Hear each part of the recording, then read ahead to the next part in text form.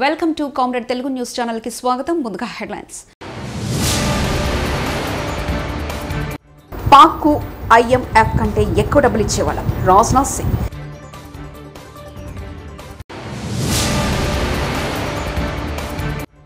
నీకు దమ్ముంటే ముందు పర్మిషన్ ఇచ్చిన వాళ్ళ మీద చర్యలు తీసుకో కేటీఆర్.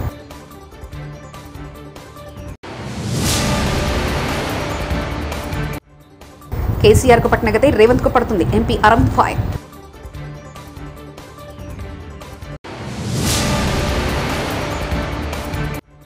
పారిశ్రామిక రంగం పునర్జీవనం చంద్రబాబు పాలనలోనే బీటీ నాయుడు.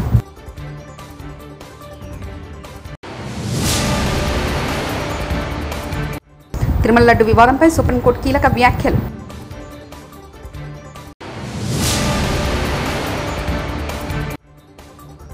విజయవాడ కనకదుర్గమ్మను దర్శించుకున్న సినీ నటుడు కార్తీ.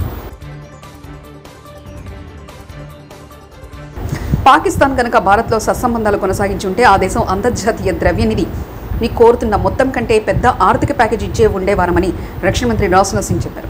జమ్మూ కాశ్మీర్లో బండిపోరా జిల్లా గూరెల్ అసెంబ్లీ నియోజకవర్గంలో జరిగిన ఎన్నికల సభలో ఆయన ప్రసంగించారు. భారత్కు వ్యతిరేకంగా సీమాంధ్ర ఉగ్రవాదాన్ని అస్త్రంగా చేసుకున్న పాకిస్తాన్ అంతర్జాతీయ వేదికపై ఏకాకిగా మారిందన్నారు. జమ్మూ కాశ్మీర్ అసెంబ్లీ ఎన్నికల వేళ బీజేపీ కాంగ్రెస్ అగ్రనేతల మీద డైలాగుల వారు తీవ్రస్థాయికి చేరింది. ఎన్నికల ప్రచారంలో కాంగ్రెస్ జాతీయ అధ్యక్షుడు మల్లికార్జున ఖార్గే చేసిన కామెంట్స్ తీవ్ర కలకలం రేపాయి. నరేంద్ర మోదీని గద్దె దింపే వరకు చనిపోనని ఖార్గే అన్నారు. ఆయన వ్యాఖ్యలను బీజేపీ నేతలు తప్పుపట్టారు. తిరుమల శ్రీవారి లడ్డు వివాదంపై దాఖలైన పిటిషన్ను సుప్రీంకోర్టు సోమవారం విచారణుంది.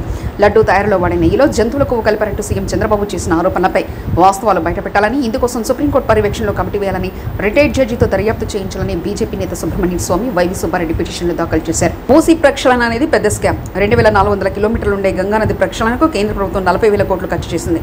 అదే 55 కిలోమీటర్ల మూసీ సుందరనెక్కకు 1,50,000 కోట్ల రూపాయలు ఖర్చు అవుతుందంటే ఇది స్కామ్ అని అన్నారు.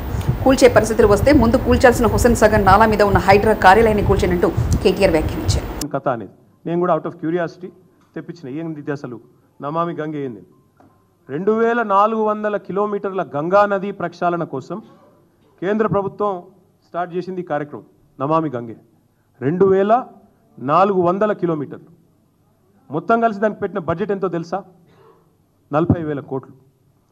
2400 కిలోమీటర్ల గంగా నది కోసమేమో 40,000 కోట్లు. కానీ 55 కిలోమీటర్లలో జరిగే మూసీ సుందరీకరణ కోసం మాత్రం ఈ ముఖ్యమంత్రి గారు చెప్తారు 1,50,000 కోట్లు ఖర్చు అవుతుందంట. దీన్ని స్కామ్ అనకి ఏమనాలి మరి మేము?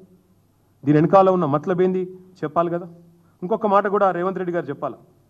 అనుమతులు ఇచ్చిన ఇండ్లను కూల్చడం అంటే ఇది ప్రభుత్వానికి తన వ్యవస్థ మీద, తన యంత్రాంగం మీద, తన పరిపాలన మీద తనకే పట్టులేని తనానికి నిదర్శనం కాదని నేను అడుగుతా ఉన్నా. ఇంకొక మాట కూడా నేను రేవంత్ రెడ్డి గారిని అడుగుతా ఉన్నా. కూల్చాల్సి వస్తే, and I'm saying this as a minister who worked in municipal department for 8 years, 8 ఏళ్ళు మున్సిపల్ మినిస్టర్గా నేను పనిచేస్తున్నాను. కూల్చాల్సి వస్తే మొదట కూల్చాల్సింది నాలాల మీద ఉన్న వాటిని కూల్చాలంటున్నారు కదా. ఫస్ట్ కూల్చాల్సింది హైడ్రా కమిషనర్ ఆఫీసు. బుద్ధ భవన్ ఏదైతే ఎక్కడైతే హైడ్రా కమిషనర్ కూర్చున్నాడో అదే ఎఫ్టీఎల్ మీద ఉంది. అసలు ఎఫ్టీఎల్ అంటారు సార్, నాలా మీద ఉంది. హుసేన్ సాగర్ పక్కనే ఉండే నాలా మీద బుద్ధ భవన్, దానిలోనే ఎలక్షన్ కమిషనర్ ఉంటాడు, యువతల దిక్కు వస్తే హైడ్రా కమిషనర్ ఉంటాడు, అందులోనే విమెన్స్ కమిషన్ ఉంది. ఫస్ట్ ఆ బిల్డింగ్లో కొట్టాలి మీరు నిజంగానే కూల్చాల్సి వస్తే. ముఖ్యమంత్రి చంద్రబాబు నాయుడు పాలనలో పారిశ్రామిక రంగం పునర్జీవనం పోసుకుందని టీడీపీ ఎమ్మెల్సీ బీటీ నాయుడు తెలిపారు. సోమవారం మీడియాతో మాట్లాడుతూ వైసీపీ పాలన అన్ని రంగాలు భ్రష్టు పట్టుకుపోయన్నారు. జగన్ను కానీ వైసీపీ ప్రభుత్వాన్ని చూస్తే పారిపోయే పరిస్థితి జనంకి వచ్చిందన్నారు. యువత కూడా ఉద్యోగాలు లేక అనేక ఇబ్బందులు పడ్డారని, పారిశ్రామిక రంగం అన్ని రకాలుగా ఇబ్బంది పడేదంతా చూశారన్నారు. ఇప్పుడు చంద్రబాబు అధికారంలోకి వచ్చిన మొదటి రోజు నుంచి పారిశ్రామిక రంగానికి సంబంధించి కీలక నిర్ణయాలు తీసుకున్నారు. జగన్ అంటే భయపడి పారిపోయినటువంటి పరిస్థితి. వాళ్లే కాదు, గత 5 సంవత్సరాలుగా పారిశ్రామిక రంగం మొత్తం కుదేలైపోయి ఉద్యోగాలు లేక యువత అంతా కూడా ఏ రకంగా ఇబ్బంది పడుతున్న విషయం మీ అందరికి తెలుసు. దీనికి కారణం ఆనాటి ముఖ్యమంత్రి జగన్ రెడ్డి అనుసరించినటువంటి విధానం. ఈయన ఉత్తుత్తి అన్ని మీట్లు పెట్టడం, విదేశాల నుంచి ప్రతినిధులు వచ్చినట్లు ఒక భ్రమ కలిగించడం, ఇంకా రకరకాల మోసాలు మాయలు అన్ని చేశాడు. దాని ఫలితంగా ఈ రోజు రాష్ట్రం పారిశ్రామిక రంగం అనేది అన్ని రకాలుగా ఇబ్బంది పడే పరిస్థితి మనం చూస్తున్నాం. దీనికి భిన్నంగా మీరు చూశారు, జూన్ 12, 2024 నాడు ముఖ్యమంత్రిగా నారా చంద్రబాబు నాయుడు గారు ప్రమాణ స్వీకారం చేసిన మొదటి అడుగు నుంచే పారిశ్రామిక రంగానికి సంబంధించి కీలకమైనటువంటి నిర్ణయాలు తీసుకున్న విషయం మీ అందరికీ తెలుసు. అందులో ప్రధానంగా ఈజ్ ఆఫ్ డూయింగ్ బిజినెస్ అని నుంచి స్పీడ్ ఆఫ్ డూయింగ్ బిజినెస్ అనే పాలసీకి అనుగుణంగా పరిగెత్తిస్తున్నాడు. అనుభవం ఈ రాక్షస పాలన నుంచి చూసినటువంటి ఇబ్బందులన్నీ కూడా గమనించి మొట్టమొదటిసారిగా కాన్సన్ట్రేషన్ చేసినటువంటి రంగం పారిశ్రామిక రంగం. ఎప్పుడైతే ముఖ్యమంత్రిగా చంద్రబాబు నాయుడు గారు ప్రమాణ స్వీకారం చేశారో ఆ రోజే జాతీయ అంతర్జాతీయ సంబంధించినటువంటి అన్ని సంస్థలన్నీ కూడా క్యూ కట్టాయి. దాదాపు 10 లక్షల కోట్ల పెట్టుబడులతో 7.75 లక్షల ఉద్యోగాల లక్ష్యంగానే పాలసీ రెడీ అయింది. అదేవిధంగా వచ్చే 5 ఏళ్లలో 20 లక్షల ఉద్యోగాలు యువతకు కల్పించాలనే ఉద్దేశంతోనే ముఖ్యమంత్రిగా చంద్రబాబు నాయుడు గారు, యువ నాయకుడైనటువంటి నారా లోకేష్ బాబు గారు ప్రతిరోజు యువత గురించి ఆలోచిస్తున్న విషయం మీ అందరికీ తెలుసు. కాంగ్రెస్ రైతులను నమ్మించి మోసం చేసిందని నిజామాబాద్ ఎంపీ ధర్మపురి అరవింద్ విమర్శించారు. మహేశ్వర్ రెడ్డి బీజేఎల్పీ నేత అయినప్పటి నుంచి కాంగ్రెస్ ప్రభుత్వానికి చెందిన ఎన్నో స్కాములు, అవినీతి బట్టబయలు చేశారని అన్నారు. కాంగ్రెస్కు హైదరాబాద్లో సీట్లు రాలేదు, ఆ పార్టీ ఎమ్మెల్యేకు గ్రామీణ ప్రాంతాల్లో ఓట్లు వచ్చాయని చెప్పారు. ఇవాళ ఇందిరా పార్క్ వద్ద బీజేపీ ఆధ్వర్యంలో రైతు దీక్ష జరిగింది. ఈ దీక్షలో ఎంపీ ధర్మపురి అరవింద్ పాల్గొన్నారు. ఈ సందర్భంగా ఎంపీ ధర్మపురి అరవింద్ మాట్లాడుతూ కాంగ్రెస్ ప్రభుత్వం సీఎం రేవంత్ రెడ్డిపై తీవ్ర విమర్శలు గుప్పించారు. వాళ్ళకి ప్రజలు కర్రుగాల్చి వాత పెట్టి వాళ్ళని గద్దె నింపి ఈ కాంగ్రెస్ వాళ్ళని గద్దెనెక్కించారు. ఇక వీళ్ళు ప్రభుత్వంలోకి వచ్చినాక ఎవరిల్లు ఎప్పుడు ఊలిపోతుందో తెలియదు. నోటీసులు లేవు, సమయం ఇచ్చేది లేదు. తుర్కోళ్లకో న్యాయం, తెలుగు.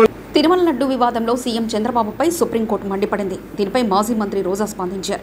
తమ అధినేత జగన్ను టార్గెట్ చేయాలని చంద్రబాబు ఈ ఆరోపణలు చేశారని చెప్పారు. ఈ వివాదంపై సిబిఐ విచారణకు సుప్రీంకోర్టు ఆదేశివ్వాలని కోరారు. చంద్రబాబు పరిధిలోని సీట్ దీనిని విచారణ జరిపితే నిజాలు బయటకు రావని అభిప్రాయపడ్డారు. దానికి సుప్రీంకోర్టు కలుగజేసుకుని ఇది విచారించి నిజానిజాలు తెలపాలని మొదటి నుంచి మేము కోరుకుంటూనే ఉన్నాం. ఈ రోజు సుప్రీంకోర్టు ఈ కేసుని స్వీకరించడం జరిగింది. ఈ కేసులో సుప్రీంకోర్టు కనుక కరెక్ట్ గా విచారిస్తే చంద్రబాబు నాయుడు అన్కో చేసిన అబద్దాలు ఖచ్చితంగా బయటకు వస్తాయి. ఎందుకంటే మీరే చూశారు, చంద్రబాబు నాయుడు లాంటి వాళ్ళు ఒక సీఎం స్థాయిలో ఉండి తప్పు జరిగిందా లేదా అని విచారణ చేయకుండా, ఎటువంటి సాక్ష్యాధారాలు లేకుండా కేవలం జగన్మోహన్ రెడ్డి గారిని టార్గెట్ చేయాలి, ఆయన మీద నింద వేయాలి, ఆయన్ని హిందువులకి దూరం చేయాలన్న ఒక దురుద్దేశంతోనే ఈ యొక్క కామెంట్ చేశాడు అనేది స్పష్టం కాబోతుంది. ఎందుకంటే ఈ రోజు సుప్రీంకోర్టు ఈ కేసు తీసుకునేంత వరకు, ఆ డేట్ అనౌన్స్ చేసేంత వరకు సిట్ వేయనే లేదు. అంటే ఉన్నత స్థాయి విచారణ ఎక్కొట్టాలి, ఉన్నత స్థాయి విచారణ జరిగితే తాను చెప్పిన అబద్దం బయటపడుతుందన్న భయంతో సిట్ ని హడావిడిగా ఏర్పాటు చేయడం మనం అందరం కూడా గమనించాలి. మొదటి నుంచి మాకు సిట్ మీద ఎందుకు నమ్మకం లేదు అంటే, తన పరిధిలో ఉన్న సిట్ ని చంద్రబాబు నాయుడు వేస్తే ఆల్రెడీ తను ఒక జడ్జిమెంట్ ఇచ్చేశాడు కాబట్టి దానికి లోబడే అధికారులు అబద్దాలు మాట్లాడతారు, నిజాలు చెప్పరు. ఎందుకంటే ఈరోజు సిట్ లో వేసిన అధికారి అడిషనల్ డీజీ, ఆయన కన్నా పెద్ద ర్యాంక్ లో ఉన్న టీటీడీ ఈఓ, ఐఏఎస్ ఆఫీసరు మొదట మాట్లాడిన స్టేట్మెంట్ కి చంద్రబాబు నాయుడు గారు అబద్దం చెప్పిన స్టేట్మెంట్ తర్వాత మాట్లాడిన దానికి తేడా చూస్తేనే ఈ సిట్ అనేది సిట్ అండ్ స్టాండ్ కి తప్ప దేనికి పనికిరాదనేది అర్థమైంది. అందుకే మేము మొదటి నుంచి అడిగాము, సుప్రీంకోర్టులో విచారణ జరగాలి, సిబిఐకి డైరెక్షన్ ఇచ్చి విచారిస్తే ఖచ్చితంగా మత కల్లోలాలు సృష్టించాలనుకున్న చంద్రబాబు నాయుడు అన్కో అందరికీ కూడా బుద్ధి చెప్పే అవకాశం దొరుకుతుందని. సో ఈ రోజు విచారణ స్టార్ట్ అయింది. దీన్ని సిబిఐకి అప్పచెప్పి సిట్టింగ్ జడ్జి పర్యవేక్షణలో విచారణ జరిగితే ఖచ్చితంగా హిందువుల మనోభిప్రాయాల్ని గౌరవించిన వాళ్ళమవుతాం, పునరుద్దరించిన వాళ్ళమవుతాం.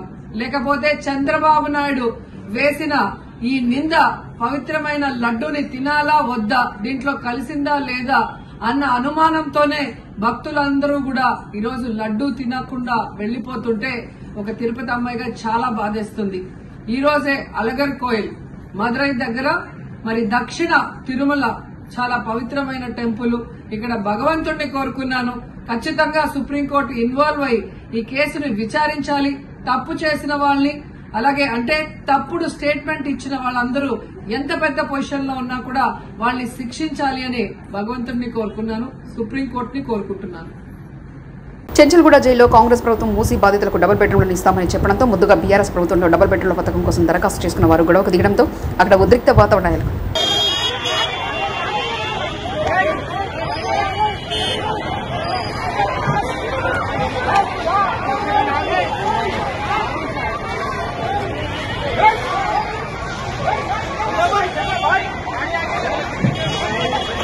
సత్యం సుందరం చిత్ర బృందంతో కలిసి ప్రముఖ నటుడు కార్తీ విజయవాడలో సందడి చేశారు.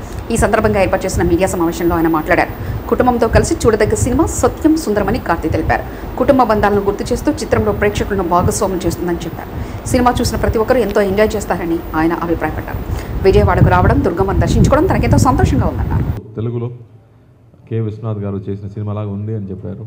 సో అలాగే ఇప్పుడు థియేటర్లో సింపుల్ మూమెంట్స్, ఎంత పెద్ద మాస్ మూమెంట్స్ ఏం లేదు, బట్ సింపుల్ లైఫ్లో నుంచి బ్యూటిఫుల్ ఫ్రెండ్షిప్ గురించి మూమెంట్స్, అన్కండిషనల్ లవ్ గురించి మూమెంట్స్ వస్తున్నప్పుడు పీపుల్ ఆర్ ఎంజాయింగ్.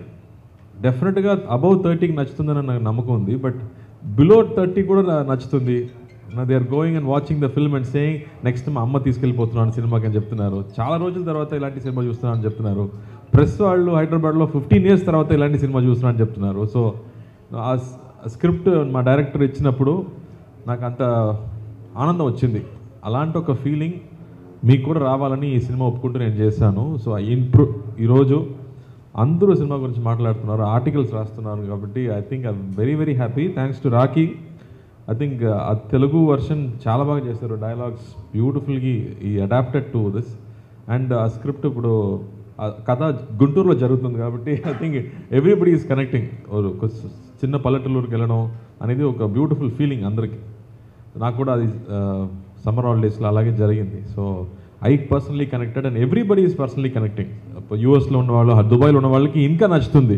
అయ్యో మిస్ చేస్తున్నాను మా ఊరు, మా రిలేటివ్స్ అని మాట్లాడుతున్నారు. So very very happy with the feedback and result. So ఇక్కడ వచ్చింది థియేటర్కి వెళ్ళాలి, అందరికి థ్యాంక్స్ చెప్పాలి, అందుకే ఇక్కడ వచ్చాము. So thank you press and media friends కూడా మీ ఫీడ్బ్యాక్కి, మీ లవ్ అండ్ అఫెక్షన్కి చాలా థ్యాంక్స్ అండి. నెక్స్ట్ బాబాత్యార్ ఒక సినిమా రెడీ, ఆ తర్వాత సర్దార్ 2 ఉంది, అండ్ దెన్ ఖైదీ 2 ఉంది.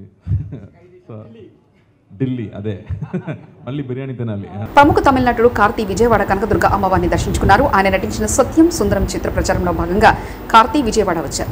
చిత్ర బృందంతో కలిసి ఇంద్రకీలాద్రి వచ్చిన కార్తీకి ఆలయ అధికారులు ఘన స్వాగతం పలికారు. అమ్మవారి దర్శనానంతరం పండితులు వేద ఆశీర్వచనం చేసి అమ్మవారి చిత్రపటం ప్రసాదం అందజేశారు. 2013లో ఒకసారి దుర్గమ్మను దర్శించుకునేందుకు వచ్చానని కార్తీ చెప్పారు. మళ్ళీ ఇప్పుడు కనకదుర్గమ్మ సన్నిధికి రావడం చాలా సంతోషంగా ఉందన్నారు. ప్రజలంతా సంతోషంగా ఉండాలని ఆకాంక్షించారు. సత్యం సుందరం చిత్రం మంచి ఆదరణ పొందుతుందని సంతోషం వ్యక్తం చేశారు. సో ఆఫ్టర్ ఆల్మోస్ట్ 6 years మళ్ళీ వస్తున్నాం. So happy. Satyam Sundaram cinema ఇప్పుడు రిలీజ్ అయింది, సాటర్డే రిలీజ్ అయింది, చాలా బాగా ఆడుతుంది. Families they are enjoying a lot. ఈరోజు మార్నింగ్ కూడా నాగార్జున గారు ట్వీట్ చేశారు సినిమా చూసి. So very happy. So first ధన్యవాదాలు చెప్పాలి అందరికీ, అమ్మకి. ఆ తర్వాత అందరూ బాగుండాలి. Everybody should be happy, everybody should be prosperous. అదే నా ప్రేయర్, నా కోసం మాత్రం కాదు, ఎప్పుడు నన్ను ప్రే చేస్తుంది అందరి కోసం. Very very happy. Next year అండి. ఇప్పుడే రిలీజ్ అయింది, కొంచెం టైం పడుతుంది. ఇప్పుడు లేదండి, బట్ నెక్స్ట్ ఖైదీ 2 ఉంది, సర్దార్ 2 ఉంది. పొలిటికల్ సినిమా ఇప్పుడు ఏం లేదు, తర్వాత చేస్తాను. హైదరాబాద్ కలెక్టరేట్ ముందు మూసీ పరివాహక ప్రాంత బాధితులు ఆందోళన పాల్గొన్న సిపిఎం నేతలు, ప్రజా సంఘాలు.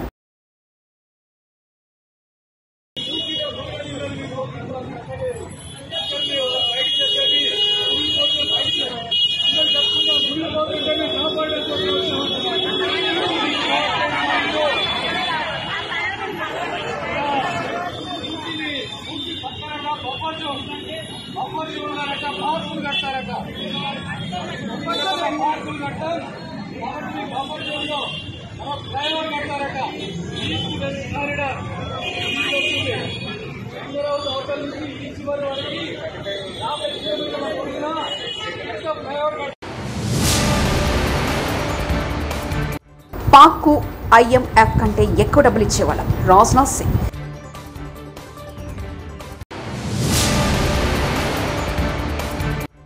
నీకు దమ్ముంటే ముందు పర్మిషన్ ఇచ్చిన వాళ్ళ మీద చర్యలు తీసుకో, కేసీఆర్.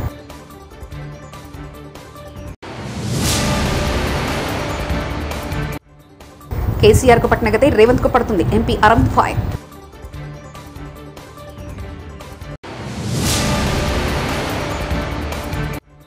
పారిశ్రామిక రంగం పునర్జీవనం చంద్రబాబు పాలనలోనే, బీటీ నాయుడు.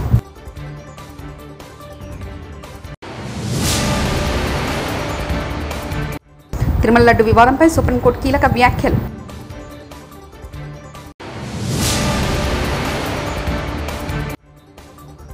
విజయవాడ కనకదుర్గమ్మను దర్శించుకున్న సినీ నటుడు కార్తీ. ఇవి బులెటిన్ విశేషాలు. చూస్తూనే ఉండండి కామ్రేడ్ తెలుగు న్యూస్ ఛానల్. ప్రతినిధి ఒంటేరు రమేష్ చంద్ర పరకాల.